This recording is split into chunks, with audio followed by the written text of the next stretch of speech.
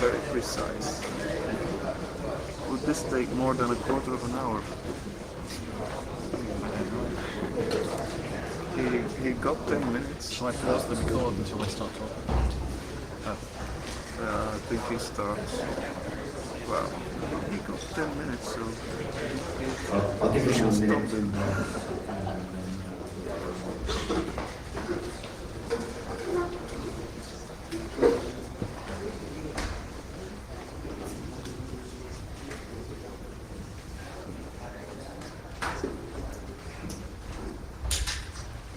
Right, hello everybody.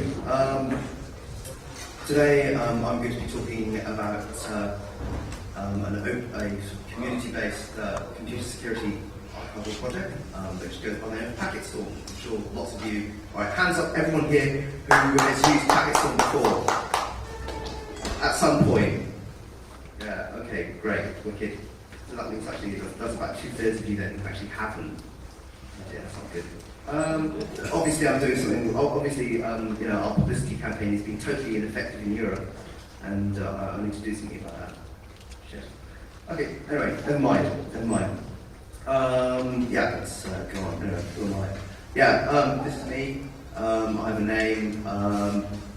For some reason people wanted me to be the project director and just sort of try and set the packetstorm strategic direction.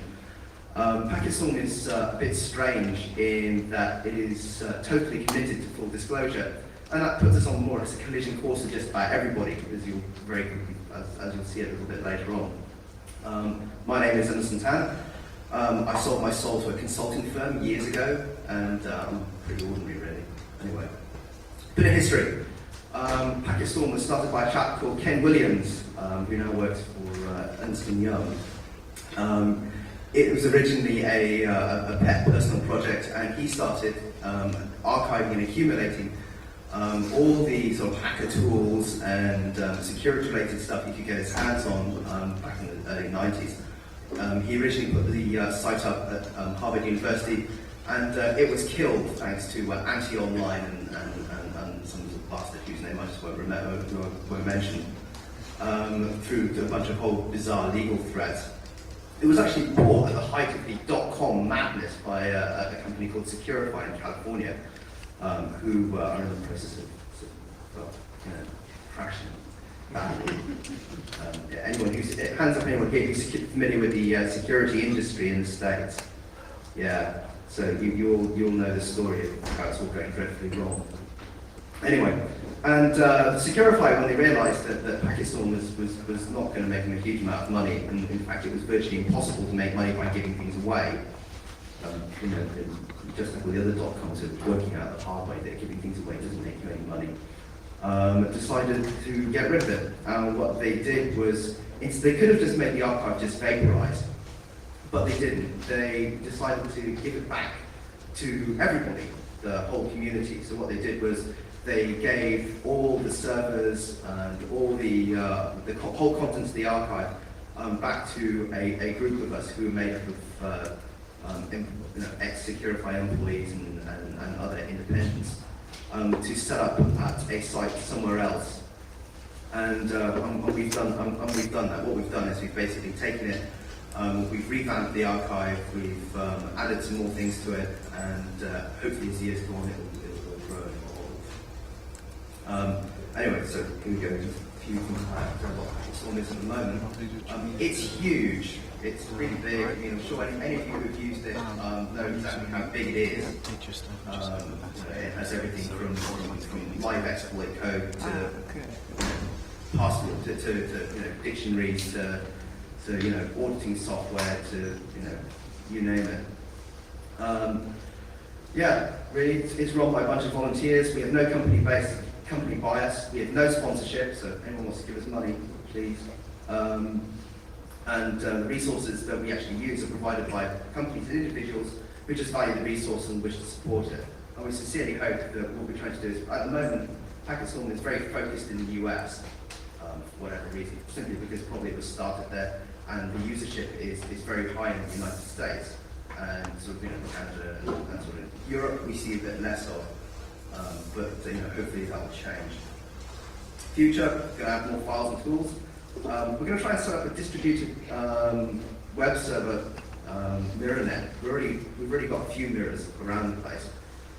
But we want to try and set up a distributed web server because sooner or later somebody's going to try a distributed denial of service attack and try and shut us down either that way, or we're going to run into legal hassle and somebody's going to try and shut us down again. So a distributed web server, we have a couple of designs on the boards, nothing concrete yet, but hopefully a distributed web server will be better able to deal with the possibility of attack by legal methods, i.e.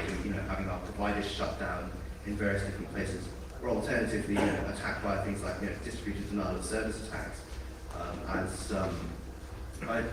Who was here for the distributed denial of service thing? Yeah.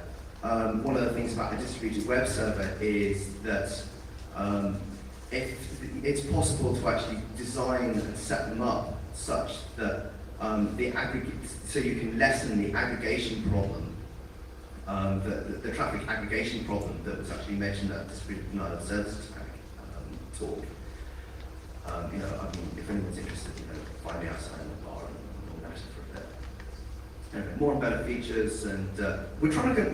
One of the things that's been talked about, and one of the things that I'd like to get people's opinions on, we were thinking of trying to add a quality assurance program to the archive. One of the things about all of these,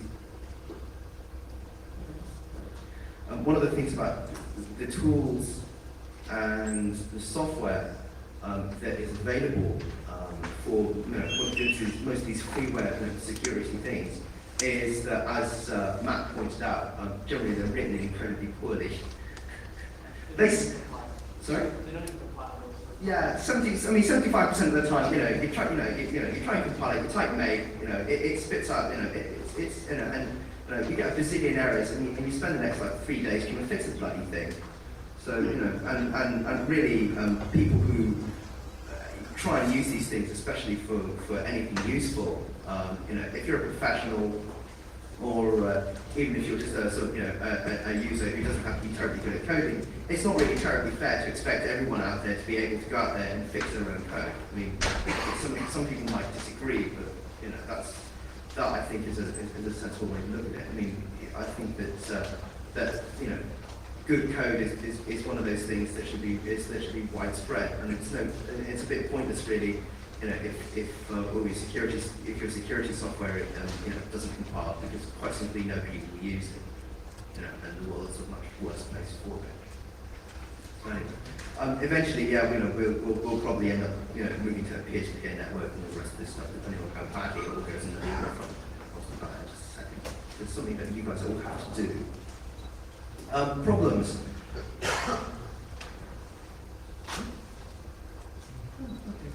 Packetstorm problems. Probably in some jurisdictions we're going to end up being illegal, and there's a general drive away from full disclosure. I don't know how many people here follow things like BugTrack. Quick show of hands. Who subscribe to BugTrack or any of those other lists, like Vulnerability Dev or whatever? Yeah. Okay. Good. Then all of you guys know that there's a trend away from full disclosure. People will release things like advisories, but not necessarily the means by which they arrived at their conclusions. They won't release their methodologies, they won't release their analysis, they won't release their exploit code, and we see a lot of that. We actually stand diametrically opposed to that. We'll keep, if you send it to us, we'll keep anything, we'll post just about anything. Analysis, we'd like to hear your methodologies, we'd like to see your methods, your exploit code, the whole works. We want to see it all. And we think that sharing that is a positive thing, simply because it gives other people insight into the way that other people think. It's one of those trying to lock up a development methodology or thought process is in a collaborative process, as the internet is not just stupid but counterproductive. And I see Matt nodding his head lots. So share and share alike. If you come up with some wicked methodology or some 0-day wares or whatever, don't just distribute it amongst your little cracker buddies who are going to go out there and face I don't know, Zhang Zilin's website or whatever. put it out there, put the analysis out, let the vendors know, and then post it. Right? Don't keep it to yourself. It doesn't help anybody. It doesn't prove that you're any bigger or taller than anybody else. Don't do it. Yeah, future needs is probably going to drive us to peer-to-peer technologies, and I'm just going to say something very briefly about the conventional cybercrime, which is a dreadful idea. Yeah, the Cybercrime Convention, Council of Europe initiative originally. Unfortunately, just about every government on earth seems to want to sign up to this thing for some idiotic reason, for reasons that we really don't understand, or I don't understand anyway. For starters, it will render packetstorm totally illegal. Forget it, I'm going to jail. If this thing goes through, we're probably going to have to pull the plug and go completely underground, and I'll probably wind up, in the slammer. Ceasing prison. And anyone here who's seen a program called Oz will know that prison sucks. Okay, so no good. What we do, our full disclosure ethos means that we contravene just about every article in the Cybercrime Convention. Trafficking in hacking tools will be illegal, password cracking tools will be illegal, copyright evasion tools will be illegal. Yeah, okay. I'm being told to wind it up. Sorry, guys. Yeah. So anyway, if you want to find out more about just how dreadful this is, you can have a look at conventions.coe.int, which is the Council on Europe, and also the Chaos Computer Club are having a working session tomorrow, where they will try and come up with some strategies to actually counter and lobby people to basically get this thing repealed. I strongly recommend that when they announce when they're going to do it, that people go, because it's going to basically put all of us here. It's going to criminalise all of us. Right? Don't let it go through. Be active. Don't be passive. Don't be sheep. This isn't television. This isn't television. Go out there, lobby your politicians, and fight hard for your rights, because that's what they're doing. They're taking your rights away from you.